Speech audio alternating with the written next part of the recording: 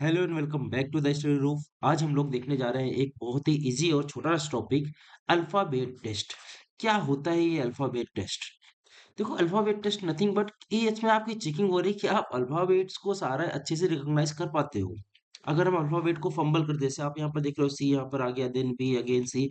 अगर इनको सफल कर दे, उसके बाद क्या नए ऑर्डर होंगे? या फिर हम कोई आपको ऐसे लेटर्स दे दे सफल करके, then after reshuffling can you make a meaningful word?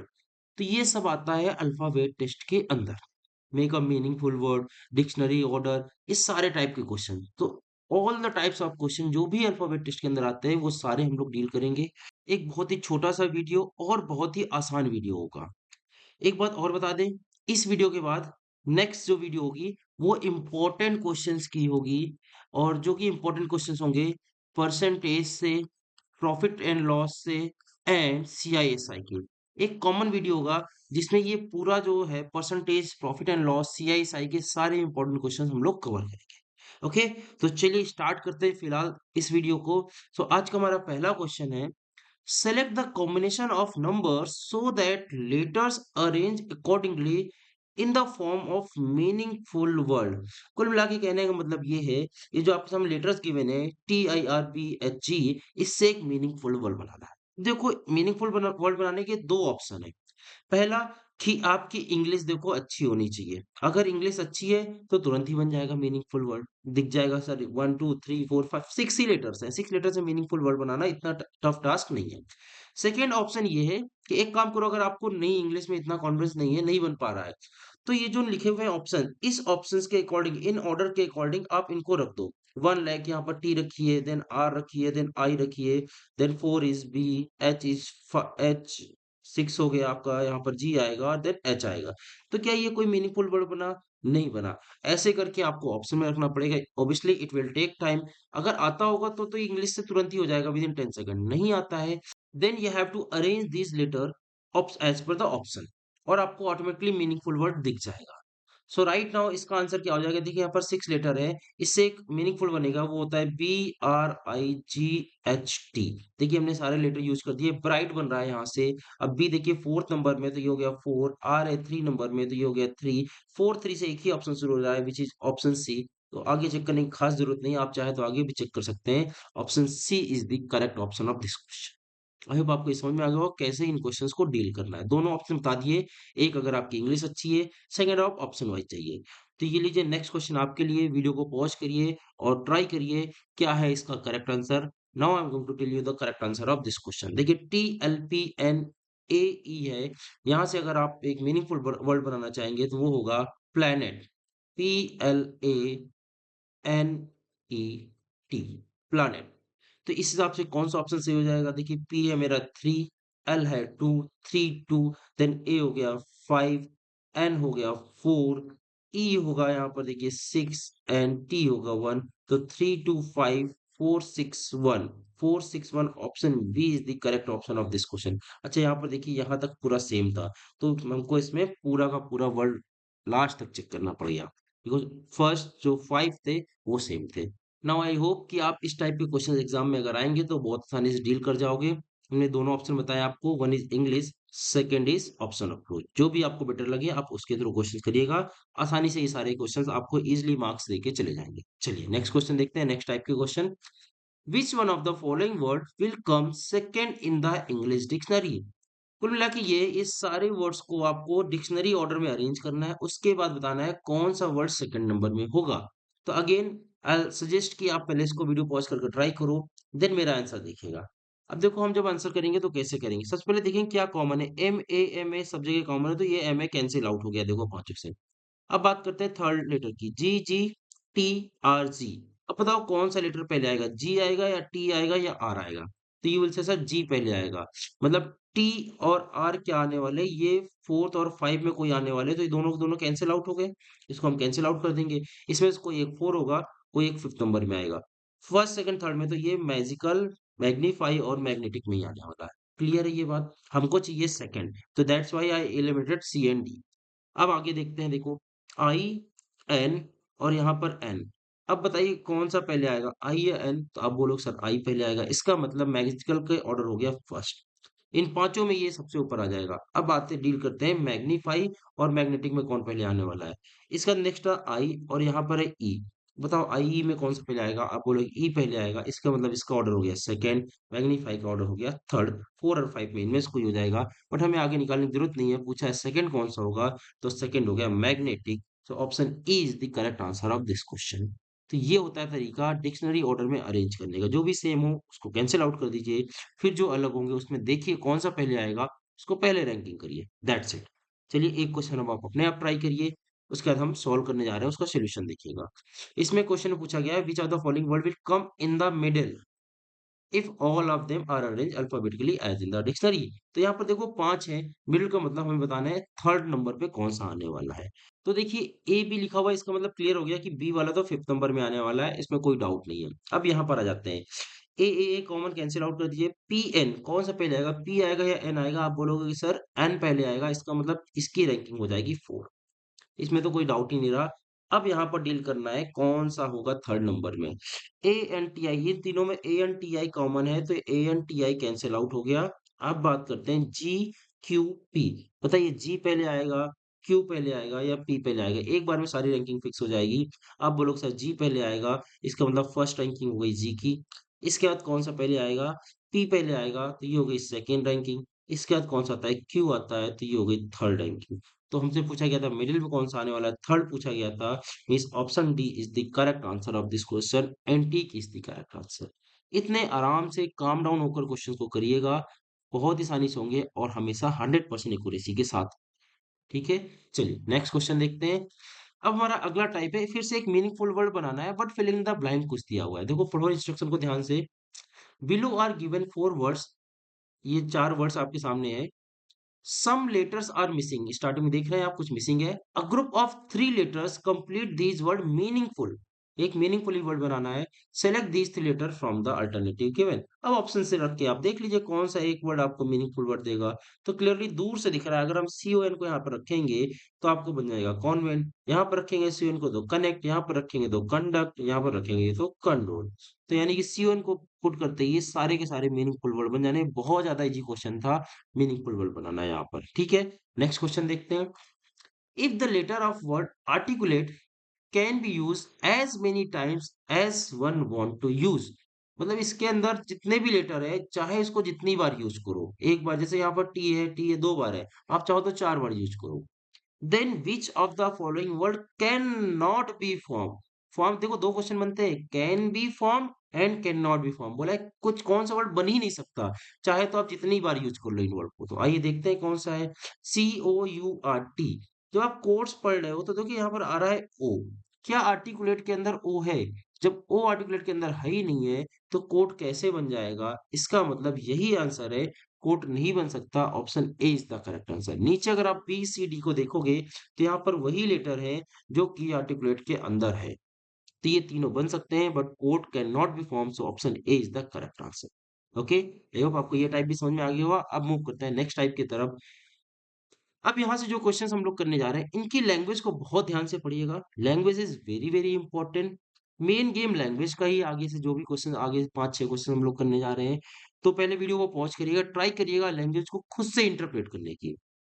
खुद से इंटरप्रेट कर ले गए, बहुत अच्छी बात है। नहीं कर पा रहे तो मेरा सुनिएगा इंटरप्रिटेशन, कैसे हम इसको इंटरप्रेट कर रहे हैं, क्योंकि उसके बाद क्वेश्चन में कोई दम नहीं, only interpretation will play the role. ठीक है, चलो क्वेश्चन है, how many such pairs of letter are there in this word corporate, each of which as many letters in the same sequence between them as in the English alphabet। क्या मतलब हुआ question का? Question का मतलब ये है जैसे corporate है। एक हम एग्जांपल से आपको समझाते हैं। जैसे अगर ए बी सी डी ई लिखते हो, ए बी सी डी ई, हम आपसे पूछे ए और सी के बीच में कितने लेटर्स है, आप बोलोगे सर एक है। तो क्या यहाँ पर भी ऐसा कोई पेयर बन रहा है ए और सी का जिसके बीच में सिर्फ और एक लेटर हो? नहीं बन रहा है। हम आपसे पूछे यहाँ पर ए और ई के बीच में कितने लेटर है, आप बोलोगे तीन। क्या यहाँ पर कोई ए और ई के बीच में ऐसे देखो, ए और ई यहाँ पर सिर्फ एक ही आ रहा था, ये पेयर नहीं होगा। हमें ऐसा पेयर चाहिए होगा जहाँ ए और ई के बीच में तीन लेटर आ गए। मतलब कि उतना ही गैप यहाँ पर होना चाहिए लेटर्स के बीच में जो कि रियल में इंग्लिश अल्फाबेट में होता है। This is the meaning. देखो लिखा हुआ है as many letter as in the English alphabet.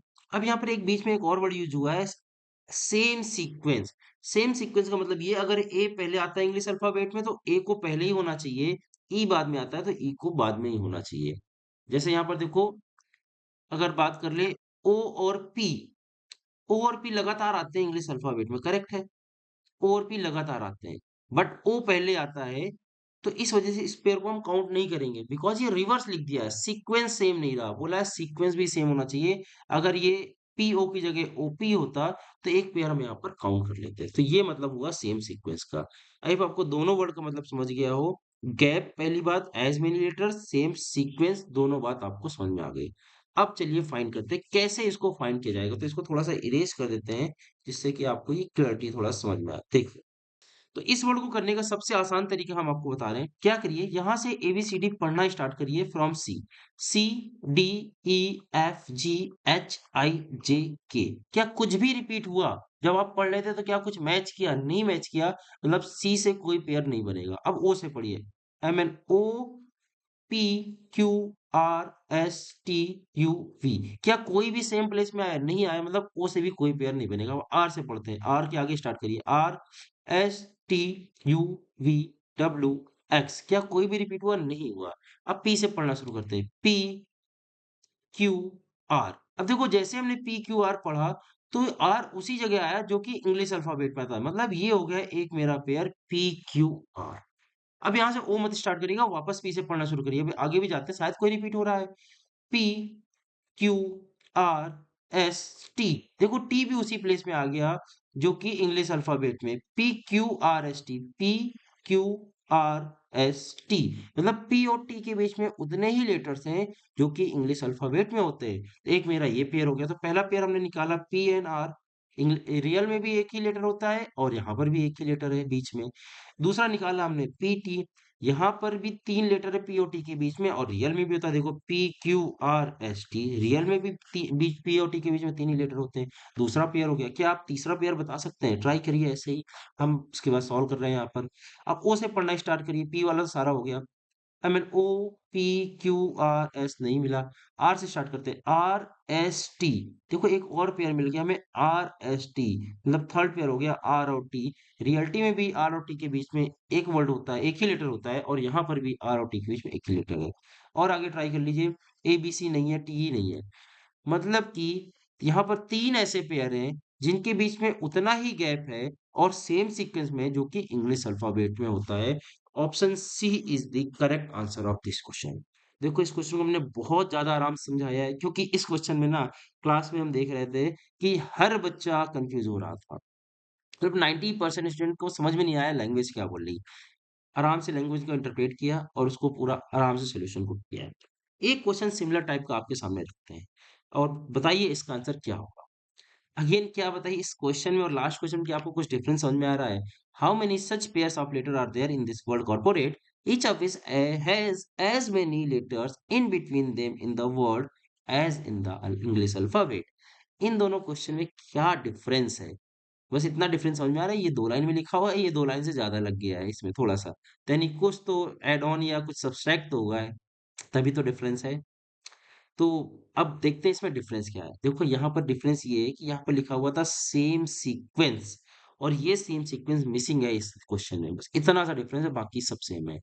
तो अब इसको क्या करना है, बोला which has as many letter between them, मतलब गैप सेम होना चाहिए as in the English alphabet. Sequence doesn't matter, sequence कुछ भी हो, मतलब चाहे इधर से सीक्वेंस हो चाहे इधर से हो, sequence doesn't matter, gap same होना चाहिए। तो एक तरफ से तो हमने पहले काउंट कर रखा था स्टार्टिंग से, तो हमें 3 पेयर मिल गए थे, P Q are, P Q R S T and are S T, 3 pair तो मिल गए थे। अब एक काम करो, इधर से सेम प्रोसेस इधर से लगाना शुरू करो और देखो कितने पेयर मिले, क्योंकि sequence doesn't matter, sequence word use नहीं हुआ है, हमें सिर्फ और सिर्फ गैप देखना है, as many letter between them as in the English alphabet. तो इधर से स्टार्ट करिए, ई से स्टार्ट करिए पढ़ना है, ई तक हो गया, F, G, H, I, J, के, एल, एम, कुछ रिपीट हुआ नहीं। टी से आगे पढ़िए, P Q R S T, U, V, W, X, Y, कुछ भी नहीं है। ए से स्टार्ट करिए, B, C, D, E, F, G, कुछ भी नहीं है। आर से स्टार्ट करिए, एस, टी, यू, वी, कुछ भी नहीं है। ओ से स्टार्ट किया, ओ, पी, देखो सेम आ गया, ये हमने थोड़ी देर पहले बताया था, ओ, पी। रियल में भी ओ और पी के बीच में कोई गैप नहीं होता, यहाँ पर भी कोई गैप नहीं। सीक्वेंस चेंज है, ऑब्वियसली सीक्वेंस रिवर्स है, बट यहाँ पर सीक्वेंस पूछा ही नहीं है। तो यहाँ पर 3 पेयर तो पहले से बन रहे थे, प्लस ओपी एक और पेयर आ गया, फोर्थ हो गया। और आगे भी चेक कर देते क्या है कि नहीं है। ओ पी क्यू आर कुछ भी नहीं है। पी से स्टार्ट करिए, पी क्यू आर कुछ भी नहीं है। आर एस टी कुछ भी नहीं है, मतलब एक और पेयर ऐड हो गया। तो इस टाइम क्वेश्चन का आंसर हो जाएगा, देयर आर 4 सच पेयर्स जहां पर as many letters between them as in the English alphabet. Now I hope आपको ये दोनों क्वेश्चन समझ में आ गए होंगे और दोनों क्वेश्चन एग्जाम में आते हैं। अगर सीक्वेंस मैटर लिखा हुआ है तो सीक्वेंस मैटर करेगा, सीक्वेंस नहीं लिखा हुआ है तो सीक्वेंस मैटर नहीं करेगा। चलिए नेक्स्ट क्वेश्चन देखते हैं। If the letters in the word undertaking are arranged in the alphabetical order, which one of the which one will be the middle in order after the rearrangement? बहुत ज्यादा easy language है, आई hope ये तो समझ में आ गई होगी। ये जो लेटर अंडर ये जो वर्ड लिखा हुआ है अंडरटेकिंग, इसको आप रीअरेंज करो किस ऑर्डर में, अल्फाबेटिकल ऑर्डर में। उसके बाद बताओ कि सबसे मिडिल में कौन सा लेटर आने वाला है। तो पहले एक काम करो, शॉर्टकट क्या है कि एक बार काउंट कर लो कितने लेटर है। 1 2 3 4 5 6 7 8 9 10 11 लेटर्स आर देयर। अगर 11 है, इसका मतलब 6 जो लेटर होगा ये बीचों बीच होगा। तो बस ऑर्डर से कैंसिल आउट करना चाहिए, चालू करिए, और 6 जो होगा वही आंसर हो जाएगा। तो पहले नंबर में क्या आएगा, ए आएगा। आप चाहो तो लिख सकते हो या फिर यहीं पर कैंसिल आउट कर सकते हो। ए कैंसिल आउट हो गया 1। ए के बाद क्या आएगा, ए के बाद आप बोलोगे डी आएगा तो 2। इसके बाद क्या आएगा, ई आएगा 3। ई के बाद आप देखिए कौन सा आने वाला, आई आना चाहिए मेरे ख्याल से, आई। देन 4 ये कैंसिल हो गया। इसके बाद 5 क्या हो जाएगा, इसके बाद 5 देखिए जी भी था एक बीच में, इसको सेपरेट लिख लेते हैं, ऐसा देखिए कंफ्यूजन हो सकता है आपको भी। सबसे पहले ए कैंसिल आउट कर दिया ए लिखकर। उसके बाद क्या आने वाला था, डी आने वाला था, आपने लिख दिया डी। थर्ड में आने वाला था ई। ई के बाद देखिए आएगा जी पहले, उसके बाद आएगा आई। तो ये हो गए 5। अब जो भी छठा होगा वो आंसर हो जाएगा, जो कि होगा मेरा N. So N is the correct answer of this question. 6 जो नंबर पे आएगा वही आंसर हो जाएगा। तो या तो आप इस तरह जैसे हम कैंसिल आउट कर रहे थे आपके सामने, ऐसे कैंसिल आउट कर लीजिएगा, या फिर इस तरह सीक्वेंस में लिख लीजिएगा अल्फाबेटिकल ऑर्डर में, जो भी मिडिल में होगा वही आंसर हो जाएगा। ठीक है, बहुत ज्यादा इजी क्वेश्चन है, हड़बड़ी में गलत नहीं करना है। ठीक है, चलिए नेक्स्ट क्वेश्चन देखते हैं। विच letter in the word cybernetics occupy the same position as it does in the English alphabet? अब देखो इस बार रीअरेंज नहीं करना है, सीधा बोला है occupy same position as it does in the English alphabet. जैसे अगर बात करें A B C D, English alphabet में सी तीसरे नंबर पे आता है। तो क्या यहाँ पर सी तीसरे नंबर में है? नहीं, सी पहले नंबर में है और ये करीब 10वें नंबर पे है। तो मतलब ये नहीं है पेयर। तो क्या करना है आपको, ABCD स्टार्टिंग से पढ़ना स्टार्ट करना है। जो भी सेम जगह होगा वही इसका आंसर हो जाएगा। तो यहाँ से पढ़ते हैं ABCDEFGHI। देखो यहाँ पर आई वही आ गया जो कि इंग्लिश अल्फाबेट में होता है, और आगे जे के कुछ भी सेम नहीं है। क्या कहने का मतलब हुआ, साइबरनेटिक्स वर्ड में आई है 9th नंबर में, और रियल में भी जो अल्फाबेट होता है वहां पर भी आई होता है 9th नंबर में। और यही क्वेश्चन था, which letter in this word occupy same position as it is in English alphabet. तो I is the correct answer of this question. I hope ये लैंग्वेज आपको समझ में आ गई होगी, बहुत इजी लैंग्वेज थी। चलिए नेक्स्ट क्वेश्चन देखते हैं। If the last 4 letters of word concentration are written in reverse order, followed by next two reverse order, and next three in the reverse order, then followed by first four in the reverse order. Counting from left, which letter would be 8 in the new arrangement? आप बोलोगे कुछ ज्यादा ही reverse कर दिया, समझ में कुछ नहीं आया। देखो, ज्यादा याद करने की कोशिश करोगे शायद कंफ्यूज हो सकते हो। सीधा फोकस करो क्वेश्चन पर, पूछा क्या गया है। काउंटिंग फ्रॉम लेफ्ट, लेफ्ट मतलब इधर से काउंट करना है। Which letter would be 8 in the new arrangement, जब अरेंज कर देंगे तो 8 बताना है, यानी काउंट करिए 1 2 3 4 5 6 7 8। यहाँ पर जो भी आएगा उसका आंसर बताना है। अब इनको रिवर्स करना शुरू करते हैं, जो भी सीक्वेंस गिवन है। चलिए, if the last 4 letter of this word are written in reverse, reverse कर देते हैं। लास्ट 4 को TION को क्या लिखेंगे, इधर से लिखिए TION, रिवर्स हो गया।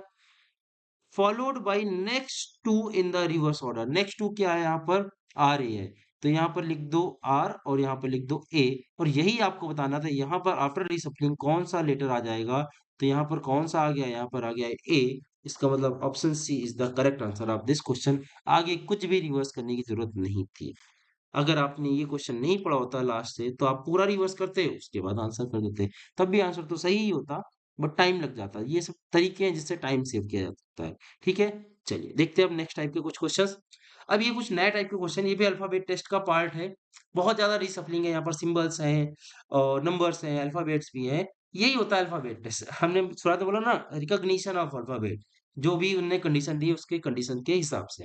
अब देखो यहाँ पर कंडीशन क्या है, how many such letters are there in the arrangement, each of which is either immediately preceded by symbol। अब देखो preceded का मतलब होता है पहले, before, ठीक है, जिसके जस्ट पहले सिंबल हो। लेटर के पहले जस्ट सिंबल, एक एग्जांपल ऐसे बना ले करिए, ऐसे पेयर्स आपको फाइंड करने हैं।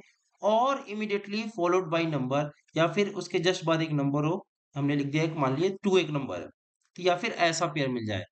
बट नॉट बोथ, मतलब कि अगर ऐसा कुछ पेयर मिला तो उसकी काउंटिंग हम लोग नहीं करेंगे।